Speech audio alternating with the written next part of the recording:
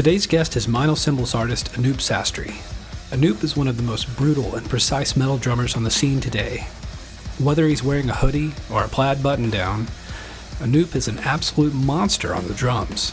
He's built up an incredible following on social media, particularly on his YouTube channel, by consistently cranking out quality content that highlights all of the reasons why some of metal's best guitarists hire him to play with them.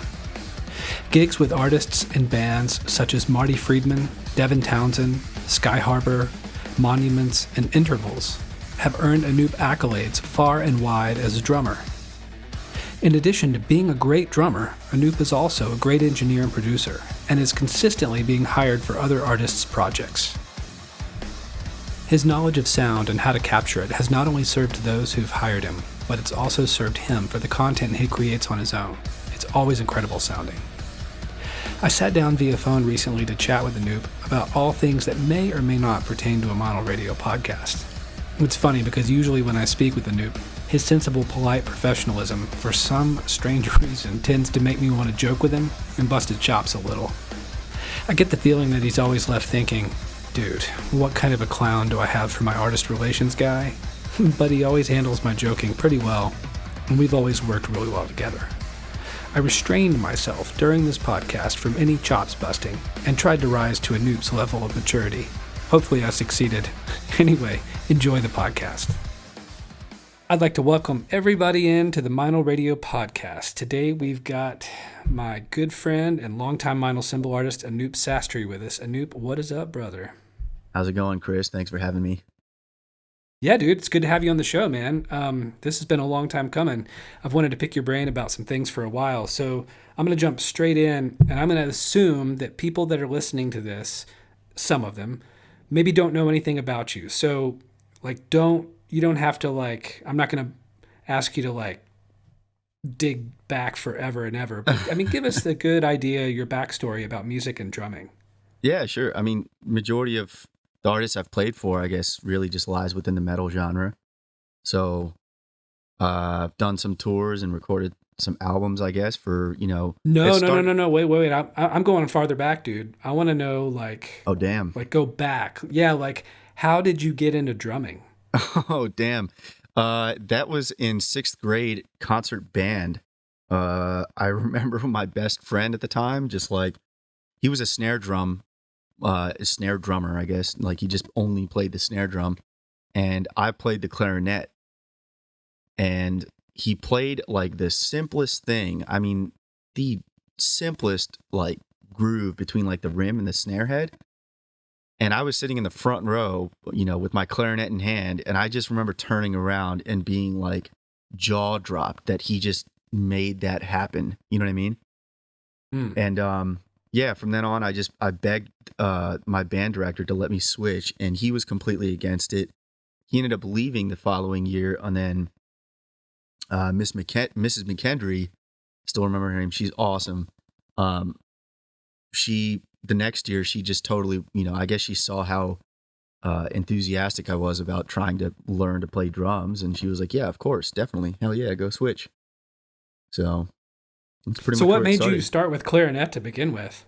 I don't really know. I was in 4th grade, and I guess when you're that young, you're kind of just a kid. You don't really know anything. So I couldn't really even tell you what I was feeling. Or Yeah, no, I get it. You're just I'll do that. Yeah, exactly. So yeah, it's funny that you mentioned that about how you said that you turned around and you were just your jaw was dropping and you were looking at dude playing the pattern. Because I did middle school band and high school band and middle school band just all the time. You would just have everybody over in wind ensemble. They were just watching the drummer, and I felt very self-conscious. Yeah. It's a mesmerizing instrument to watch, I suppose. Yeah, no, totally. It's kind of funny too because I did marching band later in high school, and being in the marching band was kind of lame at my school, especially because we kind of sucked. And but in the marching band, there was very few musicians that really took it seriously, and you could tell wanted to continue playing music. Maybe 3 of us out of the 30 kids in the class, right? But in the marching band, if you were a drummer, you were you were cool. Well, So yeah, that goes without saying. yeah. So okay, so you're playing middle school band in sixth grade, or seventh grade by that time. You get into playing on the drums, the snare drum, all the percussion instruments. But like, when was the first time you heard some music that made you go, "Dude, I've got to do that"? Uh, I think it was probably the first time I heard like heavier music was probably with Rage Against the Machine. Were you into music before that? I was definitely into music before that, but my parents had me, I mean, they didn't have me listening to this. This is just what they listened to. Um, they would listen to like a lot of like Indian music, mainly Southern Indian music, and some classical stuff here and there. And both of my parents were musicians as well. Like growing up, they never like did anything with it or really took it all that seriously, but they still played an instrument. So a lot of that kind of just, I don't know, the Indian culture is what I was surrounded by as a kid, the musical culture. Especially because, with like Bollywood and stuff, you have like a whole bunch of you can't really escape the music anywhere with Indian culture. It's in the movies, it's in the, it's just everywhere. So Okay, so you're just listening to whatever's around you. But pretty then the much. first time you heard some stuff that made you say, "Whoa," was Rage Against the Machine. Yeah, I mean, that was the first time that I think I heard something and I was like, okay, I really want to like music. This is it, like I really want to keep playing drums now. Because I mean, I started playing drums before I was really exposed to any of that kind of music, but it took the heavier style of music for me to finally just be like, whoa, this is sick. I got to keep doing that. So yeah. Yeah, okay. So when you're playing, I'm sorry if I'm like drilling down microscopically here, but I'm kind of interested, so I want to know. So before you hear Rage Against the Machine and you are playing the drums, what drummers at that time, what bands at that time were making you like stoked to sit down behind your kit and try stuff out? Oh man, it's weird to narrow it down because I feel like it was such a like you were such a sponge at that age that I mean, if someone was just playing the drums, that in itself was like a huge thing for me. I don't, like okay, so to give you a few examples, I remember when you got a Pearl export kit, you would get a VHS tape with Eric Singer. Was he with Badlands at the time or was he with Kiss by that point? I'm pretty sure he was with Kiss by that point, but the whole thing was like a demo for the Pearl export drum set, and he was like the guy. And it started off with him just doing this like, Eric Singer type craziness on like the toms and stuff, and then the video ended with that too after he like talks about it. And I remember just being like mesmerized with that video. So he's one of them. I didn't really continue following him or anything, but like I just remember watching his video specifically in that tape and being like, holy crap, this is awesome. Another one is Joey Jordison from Slipknot. Mm-hmm. Yeah, that was another big one. So you were digging Slipknot. Oh, I was like obsessed with that band for. So were your parents concerned that you were a maggot? No, I didn't get that far. But like it was I don't know how my parents like dealt with me. I mean, I would make my parents listen to that crap on the way to school like every morning. Just yeah. That's the way you don't have to talk to them. Yeah.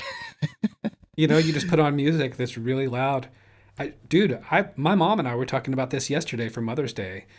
I remember when I knew I had a winner of a record, like here's a great, for instance, I put on Slayer's Rain and Blood, and it was perfect because we lived kind of out in the country, and then I went about 30 minutes away to this other town to go to school. And so that album's 28 minutes. It was like perfect. As soon as we're leaving the driveway, I pop the cassette in and crank it.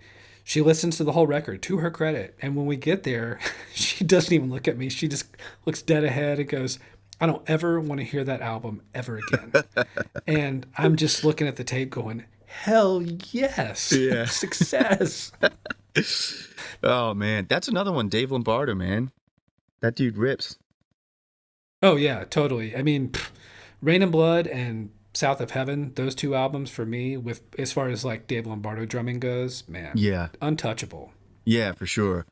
I forget what video I saw of him too growing up, but again, he was another like metal guy that I was just obsessed with for like a period of time. So Yeah, that's cool. Okay, so Rage Against the Machine hits, and then at what point do you start playing with bands? I started pretty early. I luckily had a really, really, really awesome first drum teacher. His name is Matt Thompson. He was like he was a drum. He did private lessons at a music store, but he didn't. He wasn't really just like a drum teacher. You know, like he kind of just focused more on music as a whole. And at least that's that's how I can describe it now. So he was very encouraging of wanting to group his students together, being like, oh, you should jam with my other guitar player student, blah, blah, blah. And you should do this. And you should, he would connect us. Right. And, I don't know. I think I was in like 7th grade by the time I started actually playing in a band. And it was because of him, because two of us, it was myself and our guitar player. We both took lessons with him. And we also happened to go to like the same school and stuff. So we just knew each other through all of that. So I started kind of young playing with bands. No, wait, I gotta ask. When you say Matt Thompson, is this the same Matt Thompson that plays drums for King Diamond now? No. Okay. No, different guy. And so with Matt Thompson, your drum teacher, was he a drummer? Yep. Yeah, he plays, he played drums, guitar, bass, did a whole bunch of stuff. Sang. Wow, cool. Yeah, so. Okay. So he hooks you up and he gets you going and like gets you started on the path. What was the name of your first band? Chasing Chase. Chasing Chase? Yeah. Yeah. Oh, dude, what is it with like all these bands that have names?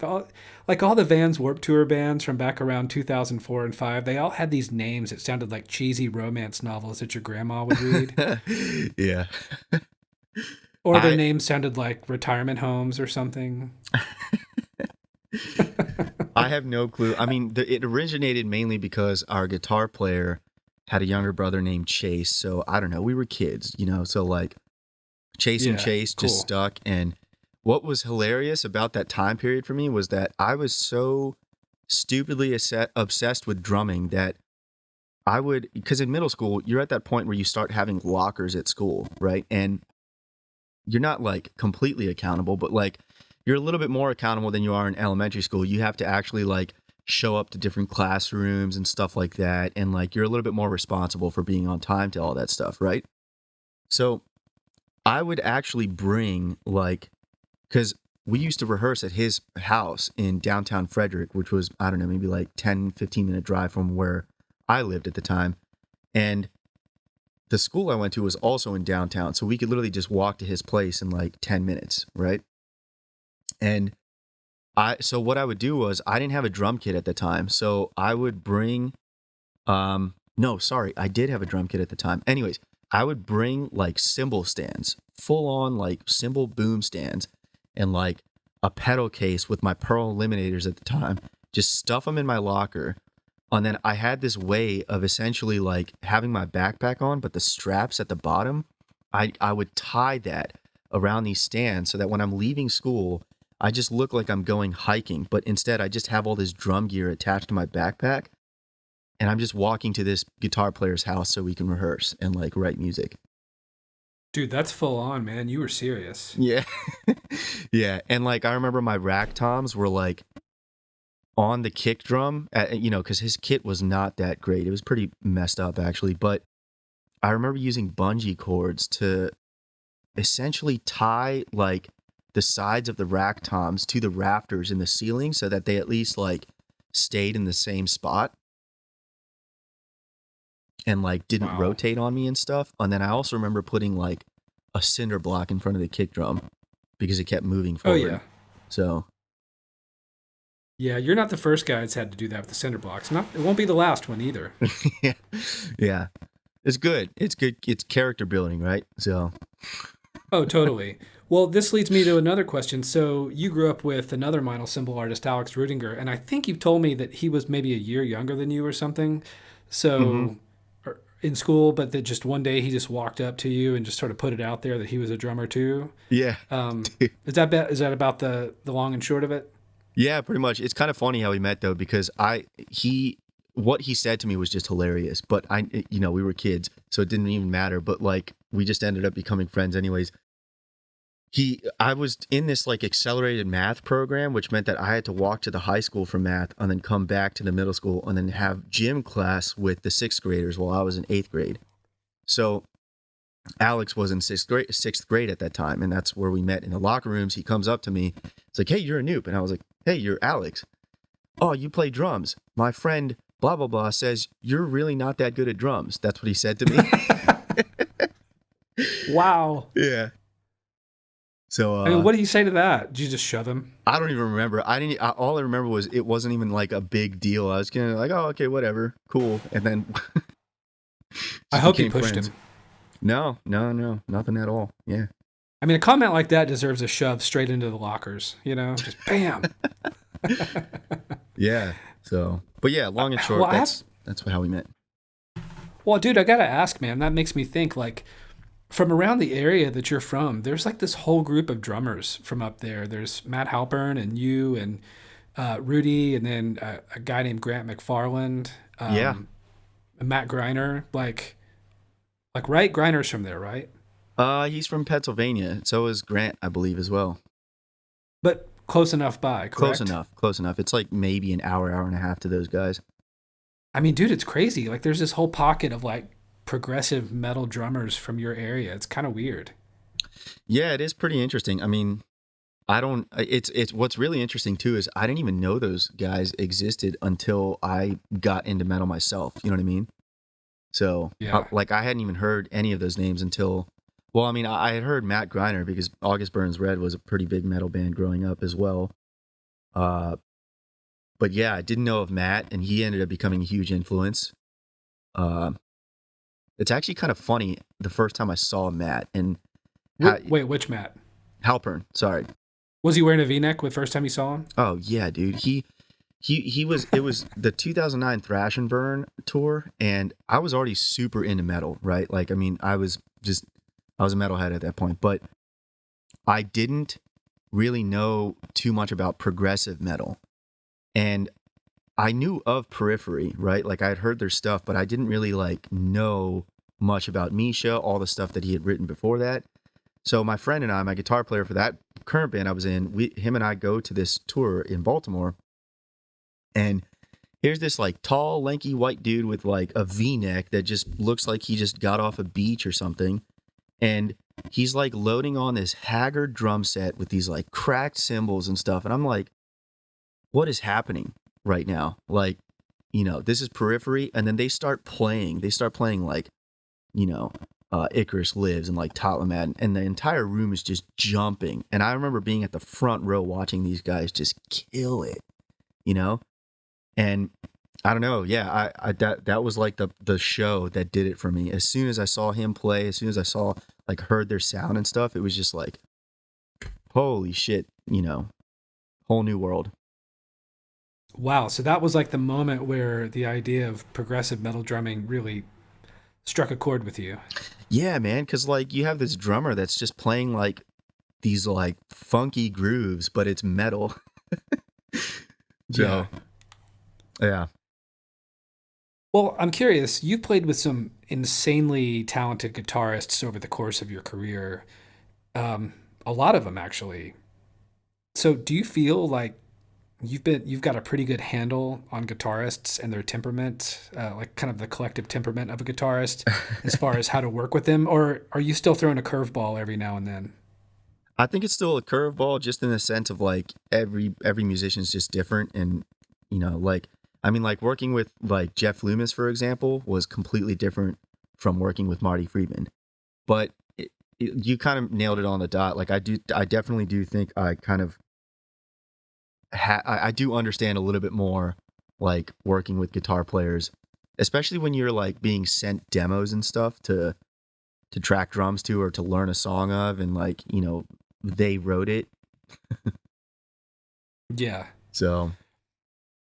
Well, people hire you, I guess. I mean, I guess you've accumulated sort of this skill set. it's kind of a strength of understanding their temperament. So I think guitarists just tend to understand the more they listen to you, the more they hear about you, like, hey, this guy's awesome. Let's hire him to do our record or do these tracks. But so people hire you for your strengths, but has anyone after hiring you surprised you with a situation or a musical request that didn't necessarily fall under what you would consider your strengths category? Um, yeah, two guys actually. Marty Friedman for sure, absolutely. Every single time I've worked with him, it's pretty much a roller coaster for me. And another one is Jason Coy. He's a guitar player based out of Hong Kong. And the first show I played with him, I remember it was a very different setup because, we were adding stuff to the set during rehearsals and changing stuff, which is kind of interesting because I feel like a lot of musicians wouldn't necessarily think like, oh, that's not that difficult, right? But for me, playing in metal and progressive metal and playing with those types of bands, everything is very pre-calculated. Like Right. Yeah. You thrive off structure. absolutely everything is pre-cal. We sit in a room and we say before we even get in that room, a lot of times the situation has been this is what we're doing, and then we get in that room and solidify that plan. So yeah, working with Marty and working with Jason has definitely pushed me because they asked me to do things like on the spot, and that was pretty cool. So I like I that. think I remember you telling me the thing with Marty was like he liked to just turn the click off and jam. He wanted to jam a couple times. There was the last record I did with him. I actually just finished up one with him, but the last record, what is it called? Wall of Sound. Sorry. On that album, I remember like one of the last days that I was in the studio, he just walks in with like a 230 or 240 BPM song, and then all of a sudden it's just like, here, by the way, I have another song that I want to add. Can you record this? And of course, it just starts off with like an alternate blast beat at like a super fast tempo, and I'm like, dude, like, you kidding me? Like, you really want me to do this right now? So I remember the way we tracked that. Myself and the engineer on the drums, Paul Fig, I love that dude. Him and I basically sat there and he just let a click roll. I forget what the BPM was. It was just way fast and something I don't do regularly at all. He just let the click roll and I sat there just trying to do blast beats and hold them as long as I could essentially. And then we would like, comp everything together and make sure that we got one clean blast because it lasted a really long time in this song too, I remember.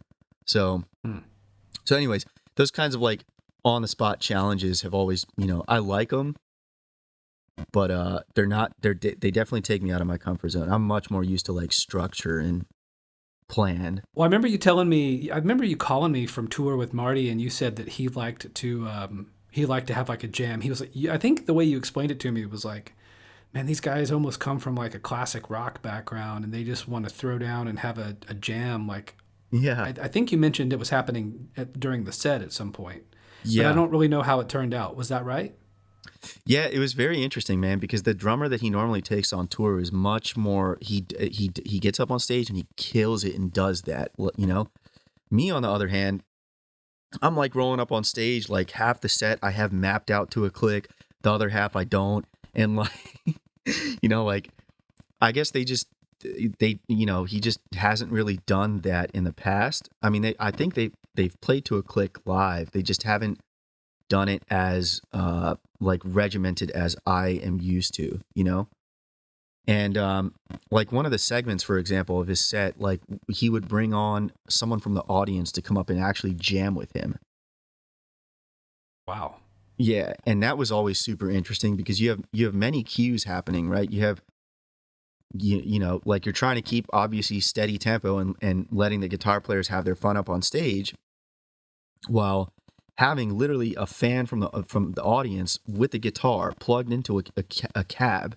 There's no in-ears, there's nothing happening, like on the technology side of things. It's just, nope, he's up here, here's a guitar.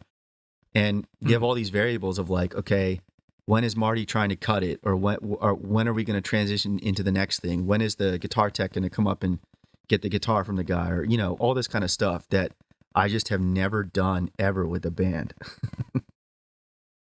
Well, that's cool. I mean, it's cool you got the experience. Yeah, absolutely. So how did you get into engineering and producing? That I've always kind of been into that pretty much ever since I started playing drums. I had like a 4-track like tape recorder when I like soon after I got my first kit. So I would get a whole bunch of really cheap microphones from Radio Shack and use those like really shitty adapters where you can plug in 2 microphones into one adapter and then have that going into one input. And I would just record myself playing and record it to tape, and then take that cassette tape and play it in the car whenever I would drive around with my parents somewhere. And then obviously it just evolved from there, like trying to figure out the next best setup. And then after that, the next best setup, So. Yeah, that's funny. Your parents didn't get any peace from you playing drums even in the car. They either had to listen to just like crazy angry metal, or they had to listen to my crappy playing on a cassette tape. So. Dude, I've said it before. I've said it in other podcasts too, but man, like the parents of drummers are the best parents because they have to put up with so much. Yeah. Yeah. Well, so that's how you started more or less. And then was there a point when you're engineering and producing when you sort of stepped up your game and you realized, man, I can actually make this a source of income? Yeah. It was probably after I graduated high school that when it became like serious, because again, you're still young. You don't really know like anything. So I was trying to figure out whether or not I wanted to take that dive and, surround myself completely, immerse myself in like a musical world, or do I take that other route that has a guaranteed income and, is much more stable and steady. I was a network administrator intern at a company in Germantown for a company that was for Boeing.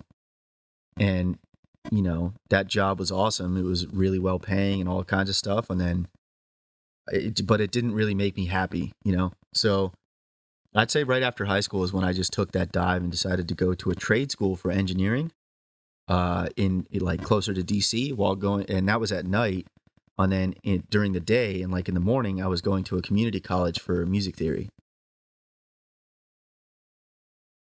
Nice. Yeah. And so you're going to the trade school, what was probably like a year-long program or something? Yeah, it ended up being like about 2.5 years because I had to take a couple breaks from my class programs to go tour with the band that I was in. Oh, wow. Okay. Yeah. So then you get out, you're done. Did you ever work at a studio, or did you just basically do it all from your house yourself, or go like take all of your gear and go to someone's practice space and record them there? Yeah, everything I just did on my own in the house, really. I mean, I was very much weighing the options of like going and actually getting a position at the studio. The school I went to, they offered an internship program, and you had to complete their schooling program in order to be considered for an internship there, with obviously really good grades and all this stuff. And I thought that was something I wanted to do, but I had one of my best friends did that internship program, and I don't know, I feel like a lot of internships at studios, sure, it's a really good learning opportunity, but a lot of them are unpaid, and you also do a lot of stuff that isn't necessarily like music related. And I think that's a pretty old fashioned like belief in the studio world that, do you know what I'm talking about? I'm sure you've seen it. Dude, I know exactly what you're talking about. I mean, you and I, I don't know, maybe you spoke over the phone with him or whatnot, but you know that I grew up with a producer who's like we moved to LA together, Nick. Yeah. And so when we moved to LA, after about a year, Nick gets a job as like a gopher at Sound City. Yeah. And I mean, he was the guy, he got hired basically because he was a good cook. So he would cook tacos and, he'd make his guacamole or grill stuff for all the artists that were in there. And he did that while he was also getting to sit in as a third engineer on sessions. So that whole thing like, yeah, I'll hire you and come sweep the floors and empty the waste baskets, and then maybe we'll get you in on a session. That is an old school way of doing things. You're right. But for him, it Mm. worked, clearly. Yeah, of course. And like I guess that's kind of like the sacrifice in a sense if that is absolutely 100% what you're trying to get into, you know? Um Yeah. but man, I don't know, I could never subscribe to that ideology. I never liked that. And, you know, I also wanted to play drums and do stuff with my own music. So I felt like putting my time towards doing exactly what you just described was not going to be uh conducive to like being productive on a musical aspect. So Yeah, no, I totally get it. Well, I'm curious, have your talents as a producer ever contributed to a disagreement with an employer that you're playing drums for? Maybe an artist who thinks that they're making the right artistic choices, but your producer brain knows better, or at least you think you know better? no, I because at the end of the day, like every single artist that I work with, one of the things that I try and understand going into it, which is this I think is one of the hardest things to do as a musician, but is to understand that that person is bringing you music that they consider like their brainchild, right? So it's the same thing as like my music. Like when I'm working on my music, I am so like this is my piece of art and no one can touch it kind of thing, right? So when I'm working with like other people, whether it's from for producing, mixing, session work on drums, whatever it is, at the end of the day, you know, what they want is what I still want to be able to deliver, you know? Um, so I try not to get too hot headed about what I think should make the track because I think it would do this and I think it would do that, you know? Like of course I'll present my opinions, but I try not to ever word them in a sense of like, that's going to start any conflict. Yeah. So you would say you've got a pretty good ability to jump back and forth between your role as a drummer and your role as a producer or engineer and leave the other one alone when whatever you're doing is called for at that moment. Yeah, totally. Yeah, for sure, 100%. It's definitely stressful because ideally I'd like to work more on, you know, the drumming side of stuff, but I guess balancing all those different versions of me is definitely uh it's tough, but like yeah, I definitely think I can do it at this point pretty well. So did you just tell me that you'd like to work more in drumming than in producing engineering? Yeah, to be honest, I mean, one of the main reasons why I really even got into the engineering side of stuff is really just for my own musical endeavors. You know, like I wanted to be able to engineer my drums, to be able to record my drums for people, to be able to produce and mix and write my own music.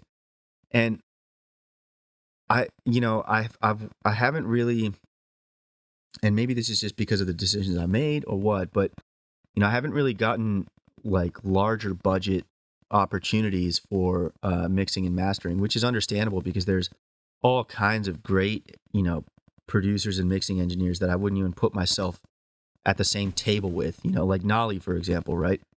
Um, so I get it. I'm not like a big name for that, but that's kind of what also makes it tough, you know, like taking on that kind of work. Because it takes away a lot of time from me being able to improve as a musician, which definitely does come first for me. Gotcha. Okay. Well, Hopefully, I so what's explained been the that well. No, no, dude, totally. I completely understand. Well, I'm curious. Let's say, okay, let's talk about it from a drummer's point of view. What's been a project that you've been involved with that challenged you the most, but in a really positive way, where you felt like you grew exponentially from the experience? Kind of like you made a light speed leap, rather than just one little step. Like, oh, I grew one step. Like, no, this really fast forwarded me a lot. Hmm. Um, it's a good question. I would honestly say, uh, working with Marty Friedman in the studio, that like put my that put me in a completely different headspace both times I've done it. And because both times, the first two times were in person. Like I was in a studio. We were at Studio 606 for the last one. So I mean, I walk into that place and like, I know that's Dave Grohl's studio, and I'm like, what? Why the hell am I here right now? This is ridiculous. And like, you feel the pressure at that point. You know what I mean? Like when you're put into a situation like that, you feel like you really have to like kill it and stuff like that. And I remember putting like 2 months of rehearsal into those songs just to make sure that I was going to walk in and not waste anybody's time,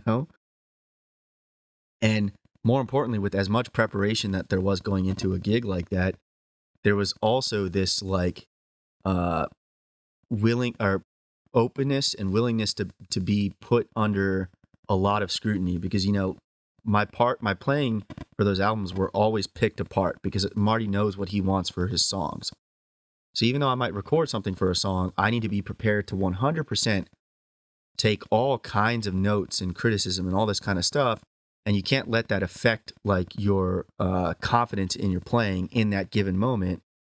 And you also need to be able to adapt. And, if they hit the talkback mic and they're like, hey, Anup, we kind of want more something like this, And like Marty will make references sometimes like, what does like an old guy in like a shitty cover band at a bar, what would he do here? And I'm like, I have no clue, man. Like, how am I I've never been an old guy at a shitty cover band at a bar. Yeah, like how am I supposed to interpret that? But like that's also the fun side of it, like is going through all of those challenges. You have the prep time before it, you have the criticism that you have to be able to take. Then you also have the ability to just right there on the spot be able to give them some options. You know what I mean? So recording in the studio with Marty Friedman was 100% like something that boosted my, I guess, confidence going forward, that like, okay, I'm capable of doing something like being put through a ringer. So that's cool. Yeah, no, that's cool. How did Marty even hear about you?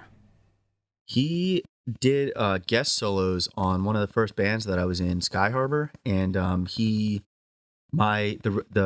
main guitar player at the time, Keshav, he actually recommended me to Marty because he was producing some songs for that album, for one of for the first album that I did with Marty. He was writing and producing some songs for Marty, and that's when he was like, hey, you should like consider using our drummer. And then Marty, I guess, looked up some videos and then just ended up getting me for the entire album because it was just easier. So wow. Yeah. That's super cool. Yeah. So you had mentioned that you really want more work as a drummer than you do as an engineer / producer. So I have to ask, do you like going on the road to tour, or would your preference be to be a studio drummer, or a balance of both? Oh man, it's kind of, I don't know. I think a balance of both would be nice, but I'm definitely going to be a lot more selective now with touring, because I have definitely, like in the past couple of years, there's just been a lot of things keeping me home, just life stuff, So with that comes like this new sense of comfort and like love for being home. And, I do a lot of the tours I did. I'm not saying like I paid my dues or anything like that. No, I don't care about all that kind of stuff. I have toured enough for myself to just know what I want out of my future touring experiences if they occur. You know what I mean? Totally. Yeah, especially like, the numerous van tours that I've done. And plus I would do a lot of driving on a lot of the van tours that I did. So not only sleeping in a van, sometimes a hotel, you're also playing, you're driving hours and hours, and it was brutal. I don't even think I could put my body through that anymore.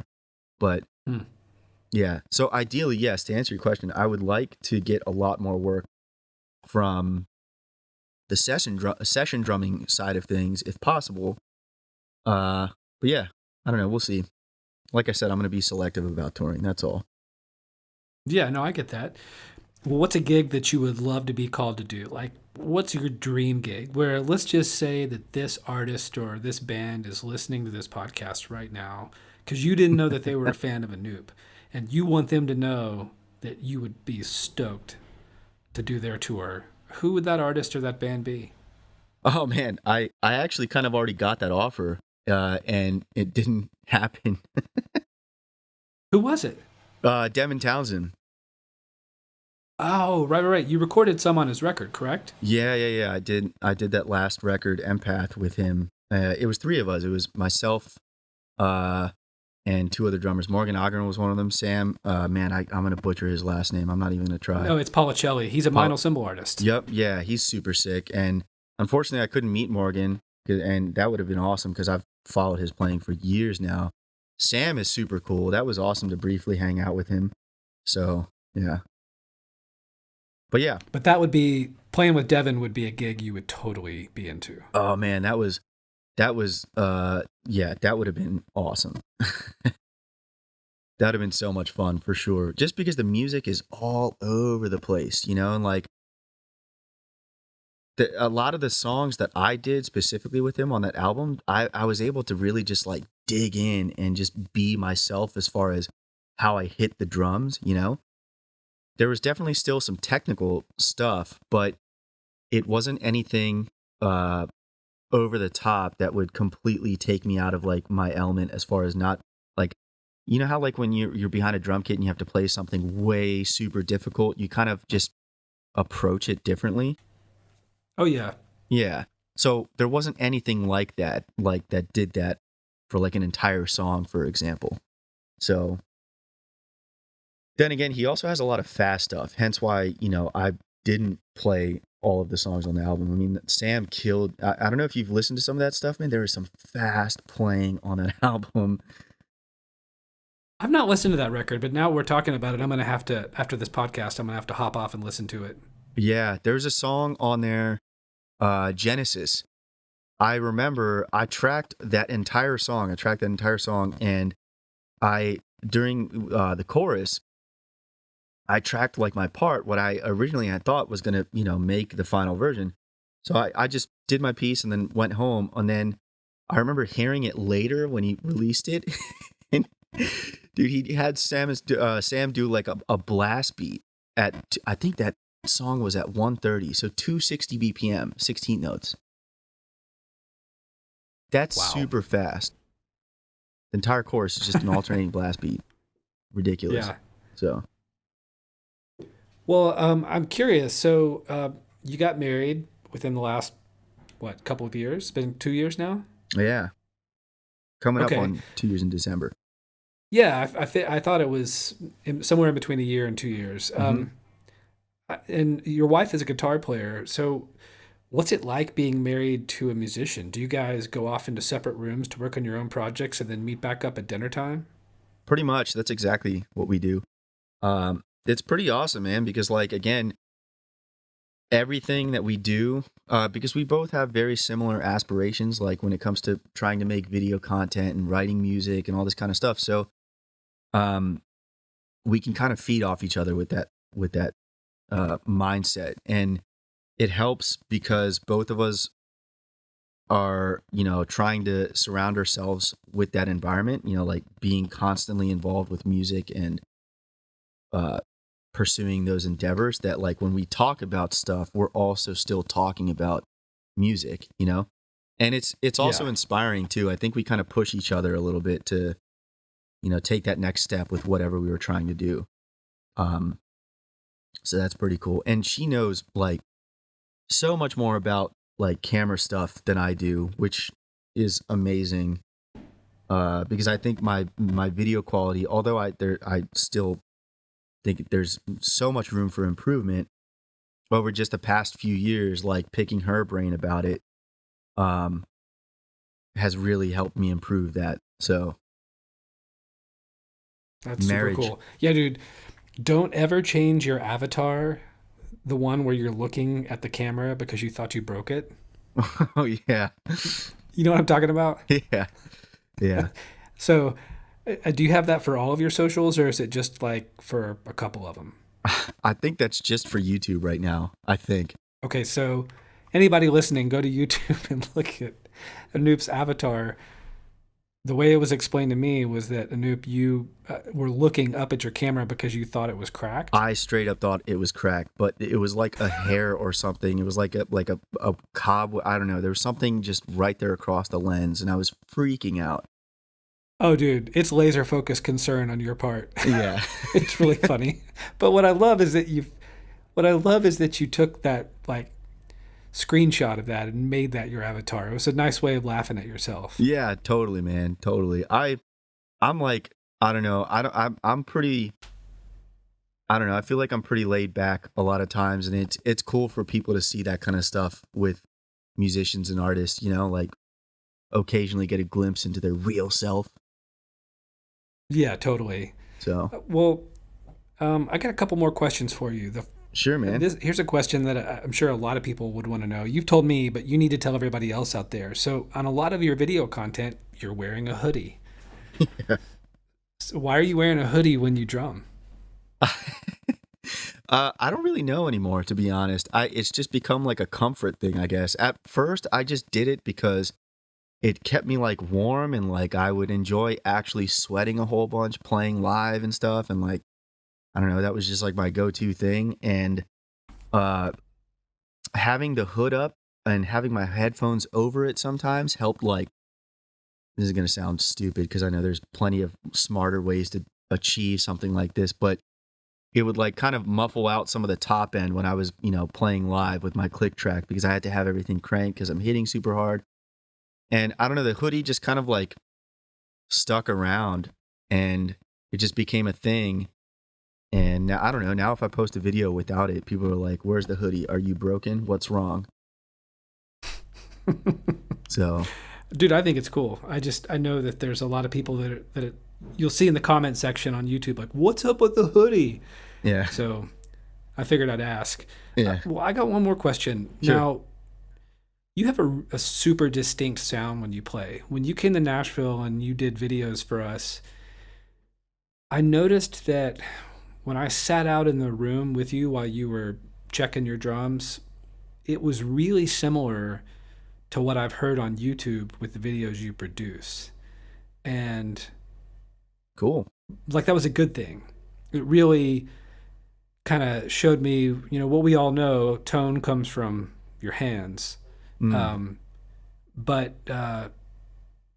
so I was curious. I used to wonder, how much of your sound in those videos came from like your drum room or came from your hands. Um, but I got to Sure. say, man, with your like the videos you do, your drum room, it sounds massive. Um, like how much of the sound you're getting in the videos that we hear, how much of that is from like from your point of view, how much of it is from your playing versus the room itself? Because I mean, I've never been in your drum room. I don't know. It could be small for all I know. Yeah. It's not that big. I mean, the thing is that I actually have a stereo pair of room mics down the hall in this other just like open room, and it's incredibly washy. It just like zero treatment in that room. There's nothing in there. And actually so Matt Halpern did a few videos here on a couple of occasions now. He's done a few videos. And the first time Nolly was here, and we were kind of messing around with like microphone placement and just being nerdy and stuff. Nolly used to live here in Frederick. Um, and so when we were doing that, we discovered putting room mics down the hall in that room and leaving the doors open to my drum room just made the drums sound like they were in a way bigger atmosphere.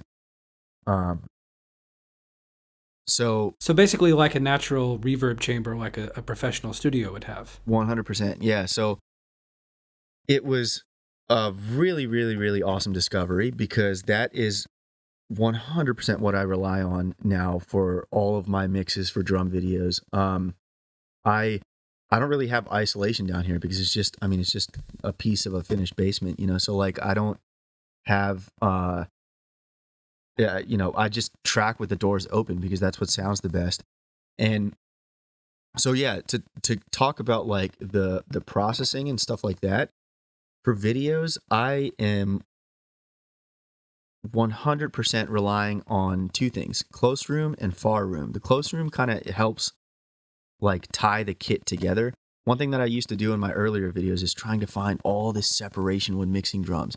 Separate this, gate that, gate this, gate that. And you'd still get comments, of like, why does it sound this way? Why does it sound that way? Or are you using samples? What's happening? How do you get that sound? So I kind of just said, well, why am I so worried about pushing everything away from each other versus just processing things less? You're already hitting hard. So, for a parallel compression bus, it's going to react pretty well to powerful drums, right? And I started embracing that a little bit more. I just started leaving things a little bit more open, each time, just a little bit more open. And my far room mics now, I pretty much just leave wide open in my mixes. It just kind of ties like the entire drum kit together. And yeah, that's pretty much what I roll with now. So Yeah, that makes total sense. I mean, and then, dude, your technique is killer. So when I say what I'm thanks, about to man. say, don't take it as like an indictment on your technique, because it's not. But dude, you smack the shit out of the drums, and I mean, but you're playing blistering metal, so it's totally called for. It's not like you're being a brute for no good reason. Hmm. But even then, you're not being a brute. I mean, you've got refined technique. I mean, you're playing well. It's not like some caveman on the drums. But my point is you've got this killer. Like, I don't know how to explain it. The point of impact when you play the drums, it's like I can somehow imagine. I get a good visual of the wood, the tip of the stick, hitting the tom heads or the snare head, and it's almost like I can really, really understand that there is like a. To me, it sounds like a 2-ply clear kind Hmm. of head on your toms, or I hear a thin coated snare head. And I just imagine the point of impact because it's so sharp and concise. Like there's that really nice smack when you hit the drums. Some guys, I don't know. It's like I don't get a visual when they hit the drums, but with you, I totally get a visual. Wow, that's cool, So man. Well, I appreciate yeah, that. no, I mean I've always thought that. So when I hear you play in your videos, it's like I have the audio thing in my head that somehow brings up a visual, and then I hear that huge sound, which now that you explain it makes total sense. So I guess those two things combined contribute to a killer drum sound. Yeah, I think one thing that really helps too is the size of the drumsticks, because we've actually done a shootout with this in the past with sampling a snare drum with like thinner sticks and then sampling it, hitting it, trying to hit it the same way, but just with bigger drumsticks. And something about it just brings out a lot more like fatness and I don't know, fullness to it, I guess. That definitely helps for sure. Um, and yeah, I don't know. Sometimes it's definitely uncalled for. I definitely have done a few videos where my dynamics have been too loud. And it's weird because I think my dynamics might have been fine when actually recording. I think it's just the way I mixed my drums because I'm so used to trying to go for like balls to the wall that like it didn't translate as well as I had hoped it to in the video. Hmm. Yeah, no, I understand. Well, dude, I think I actually have one more question. I Okay, cool. lied. I have one more question. What is the process like for you putting together your own solo albums? You told me prior to this conversation that you don't play guitar. So how does all that come about? Yeah, well, it starts off with a whole bunch of voice memos in my phone of me just singing really dumb ideas, and then I import those into my computer and organize them in folders and stuff, and then I'll just try working out some of those ideas on a guitar. And so essentially what I do is I will record things either way slower or piece by piece, and then I'll edit them together up to speed to whatever I need them to be, whatever it is. If it's like an easier thing where I'm just like strumming a chord and then moving to another really simple chord, I might try and record it, but it's still I still heavily rely on editing, which is part of the reason why I don't call myself a guitar player, because I'm not actually playing any of that stuff. And Mm. it's, you know, some people have said, like, why don't you just try and at least learn and do this? Well, I'd rather just play drums and get better at that. And I kind of have embraced the sound this like gives me from doing it the way I do it. Before I used to be so hyper focused on how do I get this to sound like a real guitar? How do I get this to sound like a guitar player is doing it? I just don't even care anymore. I just kind of write what makes me feel cool and good about writing. So yeah. Well, then when it comes time to play those parts for your album, do you bring somebody in to play the parts, or how do you get those guitar parts down? Nope. I mean, I have guitars and a bass here, so I just record those, and after it's all edited, I'm working with a DI signal. A lot of times I'll go retrack them and see if I can play things a little bit more glued together. But it's still heavily edited. And then I'm reamping those DIs through an Axe Effects just like a guitarist would, but with my heavily edited DI guitars. And a lot of the drums I actually write with programmed drums, but then I'll go and obviously track those on I'll track live drums for it. And I pretty much tackle it like, doing any other album. So I'll track drums first, then I'll re-record the bass to those drums, because you sometimes make fine-tuned adjustments to your bass parts after you have drums down, and then go back and do the guitars over top of that. But yeah, everything is still very heavily edited on the guitars and bass. So nice. Yeah, man. Well, dude, Anup, man, I gotta say, I really appreciate your time. Thanks for answering all my questions, the ridiculous ones and the not so ridiculous ones. Yeah. Dude, thanks for having me, man. I appreciate it.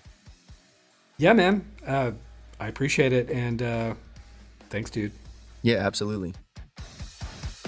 Thanks for listening to Meinl Radio. If you liked this episode, please head over to iTunes to subscribe, rate, and leave a review. We would appreciate it very much.